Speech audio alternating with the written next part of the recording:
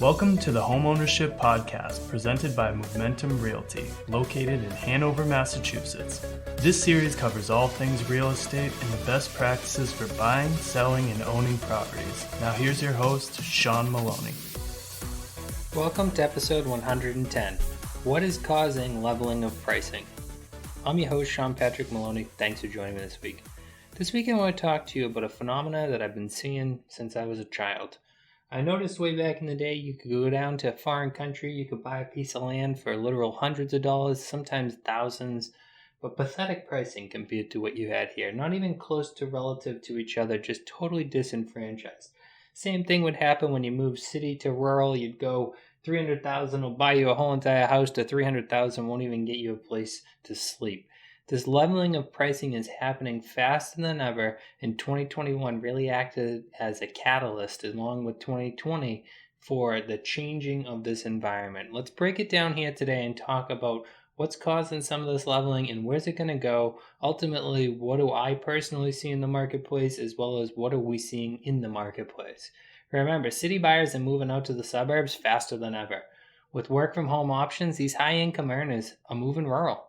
With their large budgets, they're changing the local economics. This is a really important concept to understand. Remember, back in the day, you had to live near Boston, New York, LA, whatever it be, where there were jobs.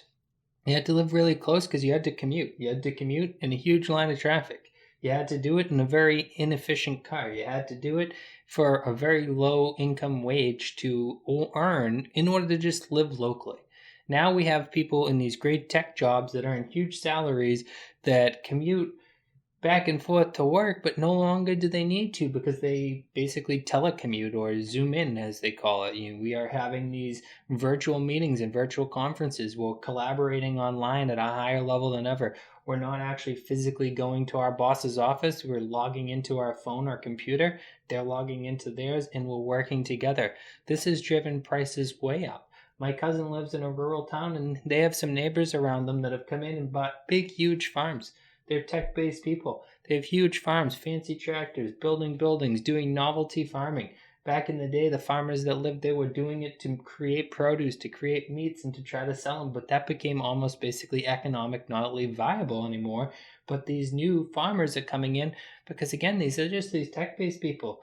Young, old, and in between, they're all sorts of different ages and demographics, but what they're interested in is the idea now that they can work remotely in this high-speed internet in these rural communities is getting out and having some space.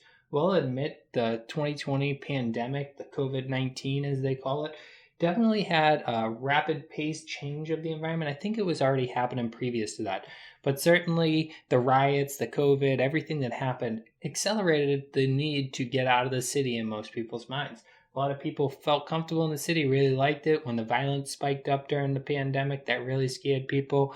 When the idea of having free space, walking down a sidewalk, taking off a mask was scary because of the idea you have to share an elevator, you have to share everything in the building, common hallways. Really, it just made a lot of people realize, wow, there's a lot of opportunity out there.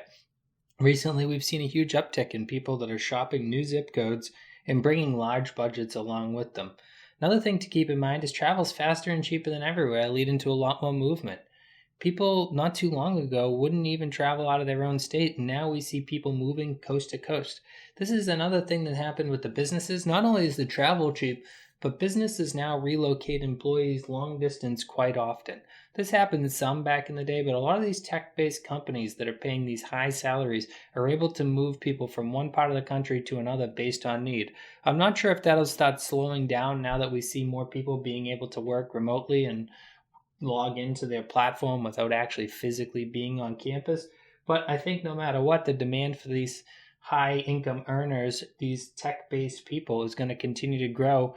And with most of the younger generations really being technology-based, I think there's some promising jobs for most people, which is going to cause a leveling of pricing. What do I mean by a leveling of pricing? Well, what you pay in Boston versus what you pay in Weymouth versus what you pay in Pembroke being a lot more congruent. Of course, Boston will always lead, Pembroke will always trail, and then so on and so forth down the South Shore as you work your way around, just like any other major metro versus the suburbans and the rurals. But what we're seeing is no longer is this massive gap.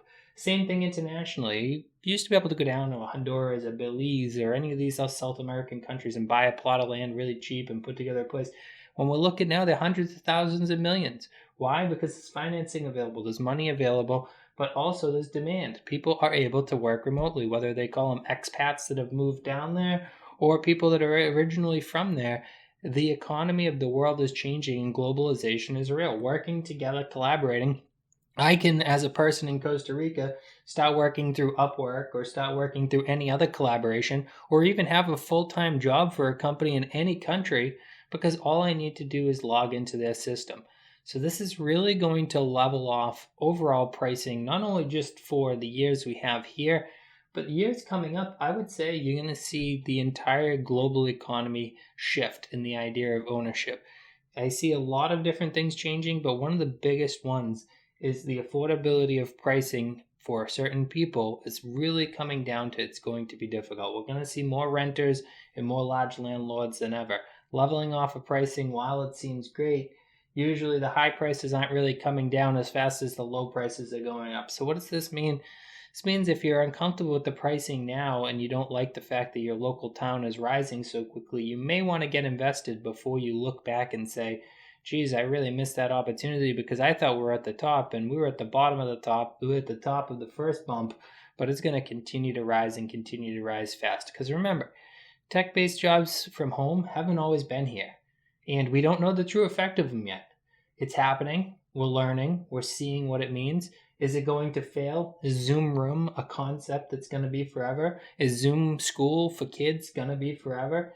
Was it COVID-19 that created Zoom rooms for home, or was it the future of the economy and the leveling of pricing throughout the nation? Was it that people, not only throughout the nation, but globally, are now understanding that it's actually kind of nice to have a little more space. It's actually kind of nice to have a little larger home. It's actually kind of nice to have some of these things, which pushes them out into the less expensive areas so they can get what they want, again, based on the idea that they can log in and work from anywhere. Some other things that are causing the leveling of prices is really budgets. I mean, we have more people than ever looking for housing. They're not able to afford the areas that they want, so they continue to look further. The further they look, the more they're injecting the money that would have normally been injected in that other community into the community next door, which means that's going to drag the pricing up with it. So say you had a community right next to each other, Quincy and Weymouth, great example. Quincy is basically slowly but surely being influenced by Boston, so therefore Quincy is influencing Weymouth. So that means Weymouth's being side influenced by Boston by the idea of anyone who wanted Quincy that ends up in Weymouth. Maybe they don't pay quite as much, but they're right there. What's next to Weymouth? We got Hingham and all the towns like Scituate, Cohasset. What do we got going on with those guys?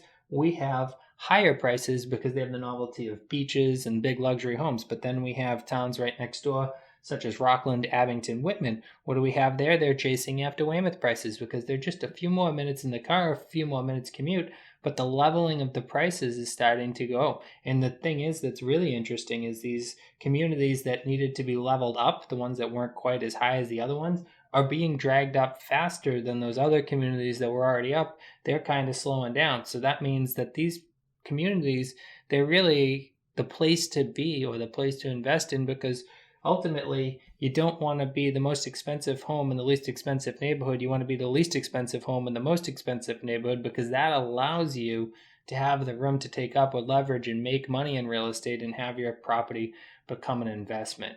Just remember during this whole time, don't get stressed out. Prices will always be changing. When prices fluctuate, they fluctuate across the entire marketplace, but know that a lot of these rural and suburban areas are going to have higher demand than ever, with the metro areas slowing up for the next couple of years. Maybe not quite that much, but definitely the next few months, we're definitely going to see the cities continue where they're at, and when it comes to the rural living, we're going to see that continue to skyrocket. If you're out there trying to make an offer, can't get it accepted, or out there looking to sell a home, reach out to us over here at Momentum Realty. One of our realtors, or as we call them, Move Mentors, will guide you through the entire process of buying, selling, and owning a home, making sure that you get the most out of it and that you feel comfortable the entire way through the process.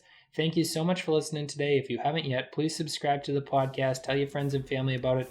Check out our Facebook group, our newsletter, as well as our blog where we give other great free information about buying, selling, and owning homes. Thank you so much for listening this week and have a great week.